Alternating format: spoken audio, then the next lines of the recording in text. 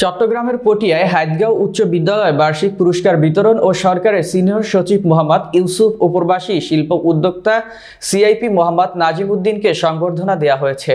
এতে প্রধান অতিথি ছিলেন নৌপরিবহন মন্ত্রণালয়ের সিনিয়র সচিব মোহাম্মদ ইউসুফ, পটিয়া উপজেলা নির্বাহী কর্মকর্তা ও বিদ্যালয়ের পরিচালনা কমিটির সভাপতি ফারহানুর রহমানের সভাপতিত্বে এতে বিশেষ অতিথি হিসেবে সহকারী কমিশনার ভূমি প্লাবন কুমার বিশ্বাস, পটিয়া থানার অফিসার ইনচার্জ আবু জায়েদ মোহাম্মদ নাজমুল নূর এবং সংবর্ধিত অতিথি ছিলেন কৃষি উদ্যোক্তা সিআইপি মোহাম্মদ নাজিমউদ্দিন।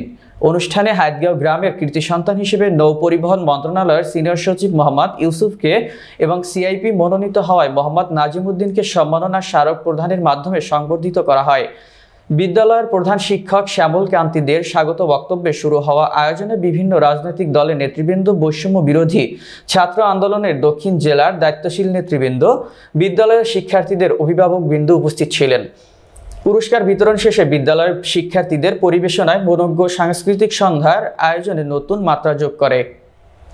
উদ্বেলিত হওয়ার দিন আজ জনগণের সেবা। সিআইপি মহোদয় কৃষি উদ্যোক্তা ওমান প্রবাসী, উনি মঞ্চ উপস্থিত আছেন আমাদের পটিয়া থানার অফিসার ইনচার্জ।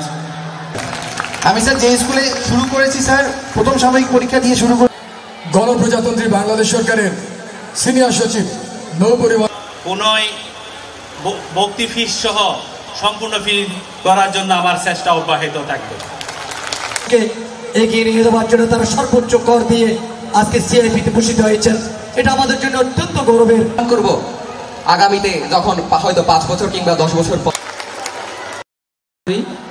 আপনারা ইনশাল্লাহ শিক্ষকবৃন্দরা আপনারা যদি একটু কষ্ট করেন ছেলে মেয়েদের জন্য, তাহলে কিন্তু আপনারা বাসায় বসে কি করবেন, এই ছাত্র